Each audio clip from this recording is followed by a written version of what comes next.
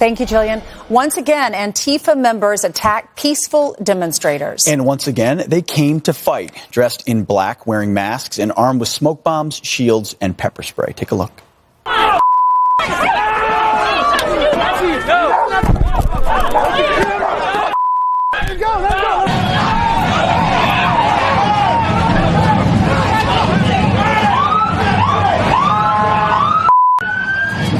Our next guest says no one should be surprised by this violent behavior. Kevin Jackson, radio talk show host, executive director of The Black Sphere, and Fox News contributor, joins us to react to this. Kevin, they were stormed. So these were peaceful conservative protesters stormed by people dressed under masks so that you can't tell who they are, right. Dressed in black. They had helmets, they had sticks, and they started beating these peaceful protesters. What's your reaction? How does this even occur in America? And first of all, there are only peaceful conservative protests. This type of thing, whether it's involving the Tea Party or whatever, is always peaceful. So the idea that these people are coming to disrupt and they're coming with weapons is ridiculous in this country. And we're hearing about people being told to stand down. They were told to stand down in Berkeley before at the previous protest. They were told to stand down in Charlottesville.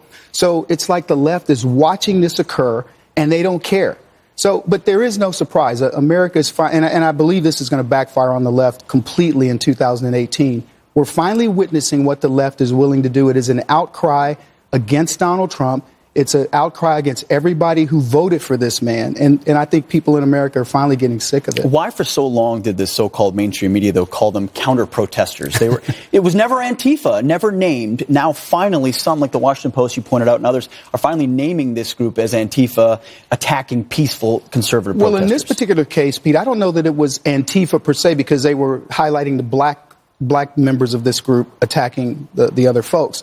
I actually think this is BLM implanted within Antifa and sort of being able to have their violence show up and blame it on Antifa. Not that, I mean, both groups are violent, quite frankly, but BLM is actually saying if we can hide our animus inside of Antifa, then maybe things will go differently. Look, the fact of the matter is whether it's BLM or it's Antifa, what we're witnessing is something that shouldn't be happening in America because people are again, peacefully protesting what we've elected Donald Trump to do. And suddenly, if you even think about having a rally that's for, counter against the for narrative, free speech, for free speech, suddenly you got to worry about, are you going to be attacked? And I think that is the mission of this group, is to say, if you ever want to have, like the one that got canceled, I believe on the Bay Area, they canceled a prayer rally. I mean, people were coming out to pray. And they had to cancel it. So I think that the goal is to say, we're going to shut you guys down. Of course. They call themselves anti-fascists, but they're actually fascists. Acting as fascists, yeah. The irony. Shut you down. So Kathy Griffin's back in the news. Oh, good. Listen to what she said about, her holding up the decapitated head of the president. This is her latest reaction to that. The whole outrage was BS. The whole thing got so blown out of proportion, and I lost everybody. Like, I had Chelsea Clinton tweeting against me. What did she expect, Kevin?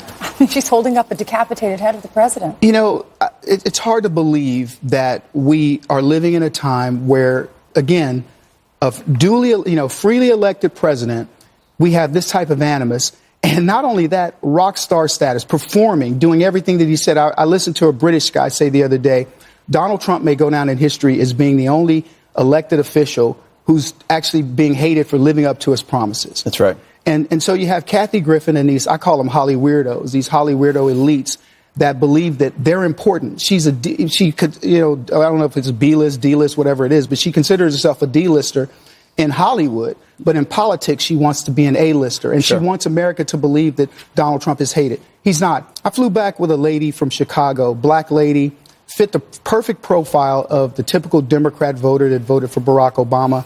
We talked confidentially on the plane.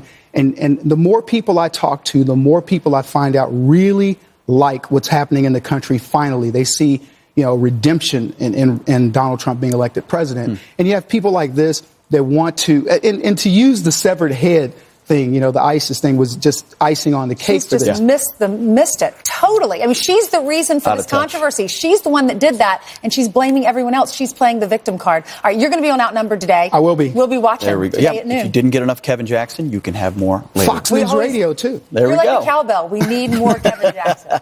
Thanks, Indeed. Kevin. Thank you, sir. All right, coming up, thousands of flood victims stream